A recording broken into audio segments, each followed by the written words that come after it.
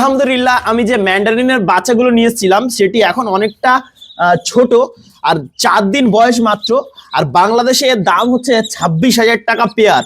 তো আমি এটাতে আমাদের ভারতে যেহেতু এর ডিম পাওয়া যায়, তো এই ডিমগুলো সংগ্রহ করতে এবং ইনকিউবেটারে দিয়ে বাচ্চা ফোটাতে আমার খরচা হয়েছে 8,500 টাকা মতো। তো এর বয়স এখন 4 দিন, আর এই 4 দিনের মাথায় গিয়ে আমি কিন্তু এগুলোকে নিয়ে এখন এবারে পানিতে দেব।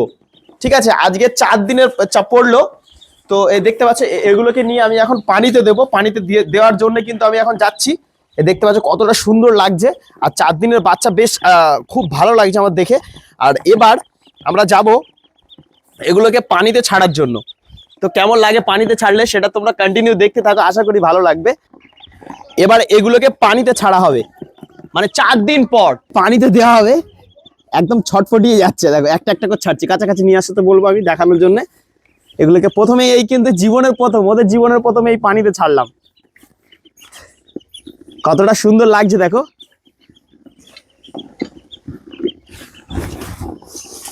এই দেখো,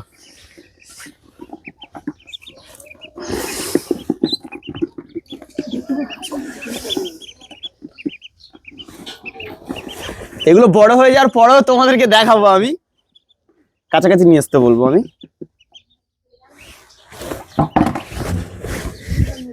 কত সুন্দরভাবে খেলা করছে দেখেছো, কতটা অ্যামেজিং লাগছে দেখো। মানে এদের জীবনের প্রথম কিন্তু এই সবে পানিতে পড়লো। ঠিক আছে, হঠাৎ এই প্ল্যানটা কেন এলো যে ম্যান্ডারিং পোষার শখ? তো ম্যান্ডারিং দেখতে অনেকটা সুন্দর, আর আমি যার কাছে থেকে ম্যান্ডারিং নেবো ভেবেছিলাম সে কিন্তু একটা খারাপই করেছে। এক নম্বর হচ্ছে এর সম্পর্কিত আমি জানতাম না, যেহেতু যে এটার এত টাকা দাম হতে পারে। সে আমাকে অনেকটা কম দামে দেবে বলেছিল। যে হঠাৎ এই প্ল্যানটা কেন মাথায় এলো, আমি গত কিছুদিন আগে ফেসবুকে একটি স্টোরি শেয়ার করেছিলাম, যে স্টোরিতে দেখানো হয়েছিল যে ম্যান্ডারিনের বাচ্চা 150 টাকায় দেওয়া হবে। তো আমি যে জায়গায় সন্ধান করেছিলাম সে আমাকে মানে ঠকিয়েছে, অ্যাকচুয়াল ঠকে গেছে। আমি ওর সম্পর্কে দাম জানি না। তারপর ইন্টারনেটে সার্চ করলাম যে ম্যান্ডারিনের বাচ্চা 26,000 টাকা জোড়া, মানে বাংলাদেশে 26,000 টাকা প্রাইস আছে। তো আমি ভাবলাম যে ভারতে হয়তো দাম কম হতে পারে। তো আমি এদিক সেদিক করে ডিম জোগাড় করেছি, অনেকগুলো ডিম জোগাড় করেছি, অনেকগুলো মার্কেটে গেছিলাম।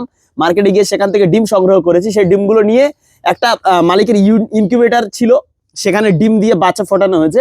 যে বাচ্চাগুলো কিন্তু এখানে নিয়ে আসা হয়েছে এখন। আর 4 দিন বয়স পর, মানে 4 দিন পেরিয়ে যাওয়ার পর কিন্তু এগুলোকে মানে পানিতে ছাড়া হলো। মানে এর জীবনের প্রথম কিন্তু এখন পানিতে ছাড়া হয়েছে। এখানে দেখানোর চেষ্টা করবে একটু কত সুন্দর লাগছে আর কত সুন্দরভাবে খেলা করছে। আর অ্যাকচুয়াল বেশি এটা হাঁসের একটি জাত, আর খুবই সুন্দর লাগে এটি পুষতে। মানে আমি চাই যে একটা সৌন্দর্য জায়গায় রাখতে একে।